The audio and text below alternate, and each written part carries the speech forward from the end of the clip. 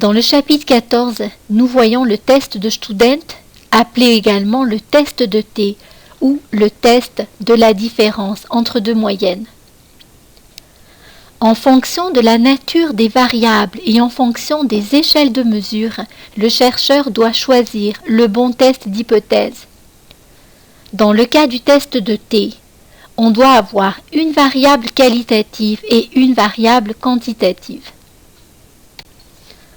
Le test de T s'effectue lorsqu'on a une variable qualitative avec deux modalités. Ces deux modalités permettent de faire deux groupes. C'est le plus souvent la variable indépendante, la variable X, et c'est aussi la variable que le chercheur va manipuler lors d'une expérience. La deuxième est une variable quantitative, c'est la variable dépendante.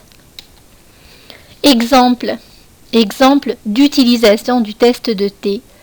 Un chercheur veut montrer que le fait de fumer influence le nombre de visites chez le médecin. Le fait de fumer, oui ou non, est ma variable qualitative et on veut voir si cette variable-là influence le nombre de visites chez le médecin. Deuxième exemple, on veut voir si le sexe a un lien avec la capacité à se concentrer. À nouveau, vous avez deux groupes et une variable quantitative, la capacité à se concentrer. Le test se fait à partir des moyennes des deux groupes de mon échantillon. S'il n'y a pas de lien, il ne devrait pas y avoir de différence significative entre les deux moyennes. S'il y a un lien, la différence entre les deux moyennes devrait être assez grande. Pour faire le test de T, nous allons faire exactement les mêmes étapes que celles du test de Qui-Carré. Alors vous les avez à l'écran. La quatrième étape, j'ai rajouté la probabilité que le chercheur se trompe, que vous n'avez pas dans le cahier de notes, mais que j'ai rajouté puisque essentiellement nous allons faire les tests avec les données de SPSS. La première étape, formulation des hypothèses. Dans un test de T, il y a trois façons de formuler l'hypothèse alternative. L'hypothèse nulle est toujours la même. L'hypothèse nulle montre qu'il n'y a pas de lien entre les deux variables et dans le cas du test de T, il n'y a pas de différence entre les deux moyennes à l'échelle de la population. Alors l'hypothèse H0, mu1 égale mu2 veut dire que à l'échelle de la population, la moyenne du premier groupe est égale à la moyenne du second groupe. L'hypothèse alternative peut être mu1 différent de mu2, c'est-à-dire il y a une différence entre la moyenne du premier groupe et celle du deuxième groupe. Nous allons calculer une variable d'écart, c'est la variable t, et la variable t peut être négative, dans ce cas on prend la valeur absolue. Le deuxième cas, l'hypothèse nulle est toujours la même, mais l'hypothèse alternative dans ce deuxième cas, c'est que la moyenne du premier groupe est inférieure à la moyenne du second, mu1 plus petit que mu2. Dans ce cas-là, la valeur de la variable d'écart est toujours négative et on prend la valeur absolue. Le troisième cas, la moyenne du premier groupe est supérieure à la moyenne du second groupe, mu1 plus grand que mu2. Dans ce cas, la variable d'écart est toujours un nombre positif. Alors encore une fois, dans les trois cas, vous avez la même hypothèse nulle. Il n'y a pas de différence entre les deux moyennes. Par contre, l'hypothèse alternative va changer. En fonction de si on veut montrer qu'il y a une différence, ou si on veut montrer que la moyenne du premier groupe est inférieure à celle du deuxième groupe, ou encore si on veut montrer que la moyenne du premier groupe est supérieure. Alors encore une fois, il s'agit toujours de montrer que la moyenne du premier ou du deuxième groupe, ce sont les moyennes des populations. Exemple d'hypothèse, pour vous montrer comment on choisit l'hypothèse alternative. Alors, imaginons qu'on fasse une petite expérience auprès d'élèves francophones. Ces élèves-là ont été divisés en deux groupes. Le premier groupe sont des élèves qui n'écoutent pas d'émissions d'anglais du tout. Et le deuxième groupe sont des élèves qui écoutent des émissions en anglais. C'est donc un échantillon que j'ai divisé en deux. Un exemple d'hypothèse alternative. mu1 différent de mu2. Un chercheur veut montrer que l'écoute d'émissions en anglais influence la note en anglais. Rien n'indique le sens du lien, même si éventuellement on peut deviner, mais rien n'indique que l'écoute d'émissions va améliorer la note ou la faire baisser. Lorsque rien n'indique le sens du lien, on utilise une hypothèse que l'on appelle bilatérale. mu1 différent de mu2 peut vouloir dire mu1 plus petit ou mu1 plus grand. Deuxième hypothèse. Un chercheur veut montrer que l'écoute d'émissions en anglais améliore les notes aux oraux.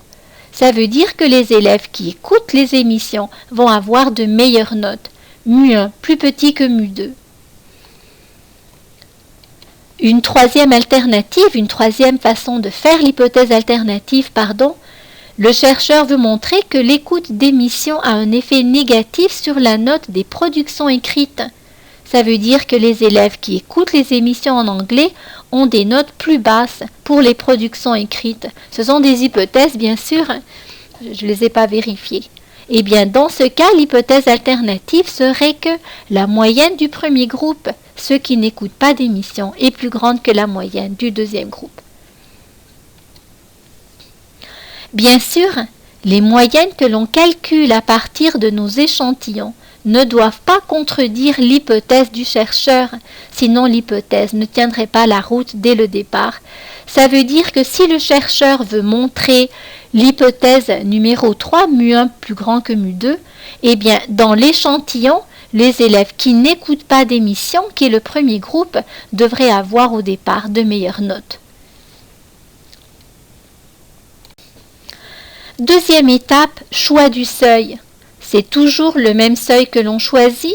Le alpha sera de 1%, de 2% très rarement ou de 5%. Le seuil de signification représente la probabilité de se tromper en rejetant H0 si H0 est vrai, et c'est la probabilité que l'on tolère. Étape 3, vérification des conditions d'application. Je vous demande de corriger la condition qui est inscrite à la page 129. Normalement, le test de T se fait à partir de petits échantillons. En général, chacun des sous-groupes a une taille inférieure ou égale à 30. En réalité, lorsque ces tailles d'échantillons sont plus grandes, SPSS va lui-même faire les corrections nécessaires, mais c'est un autre test que l'on utilise. C'est un test de T modifié, si vous voulez. On va supposer que les variances ou écart-types des deux groupes soient semblables. Et bien sûr, quand on fait de l'inférence, l'échantillon doit être un échantillon aléatoire. Quatrième étape, le calcul de la variable d'écart et la probabilité que le chercheur se trompe.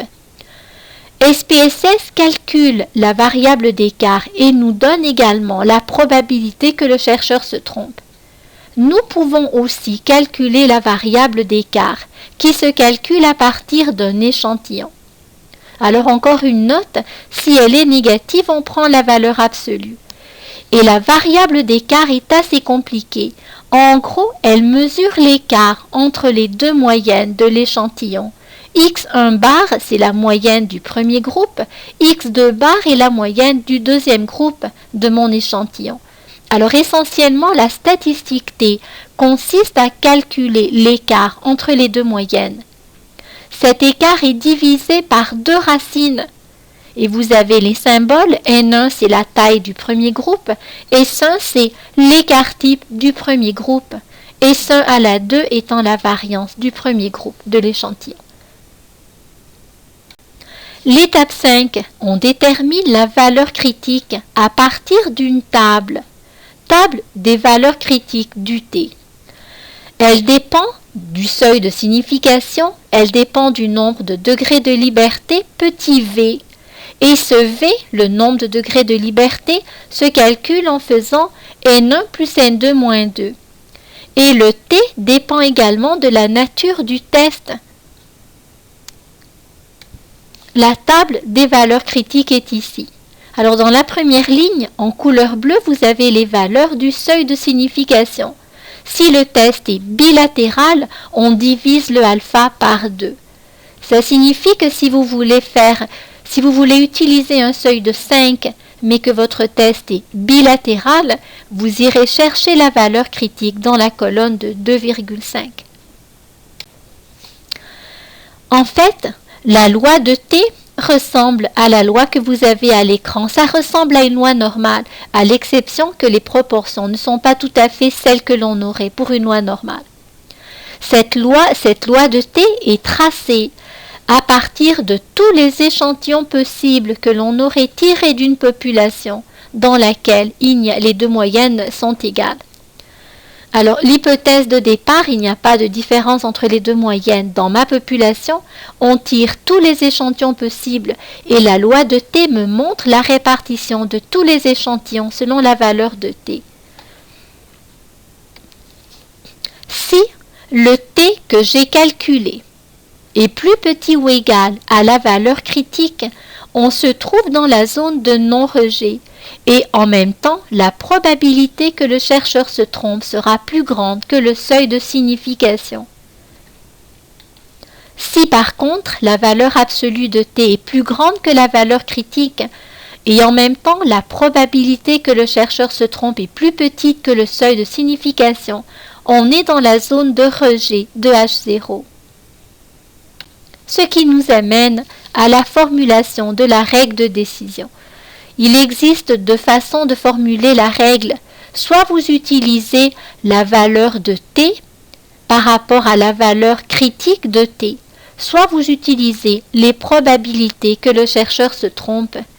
Dans la première formulation, si la valeur absolue de T est plus petite ou égale au T critique, je ne rejette pas H0, alors que si elle est plus grande, je rejette H0.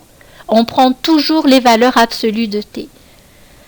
L'autre formulation, si la probabilité de se tromper est supérieure au seuil de signification, je ne rejette pas H0, alors que si elle est inférieure, je rejette H0.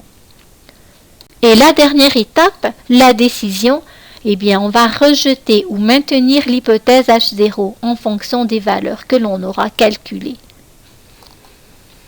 Alors, on va passer ensuite aux exemples.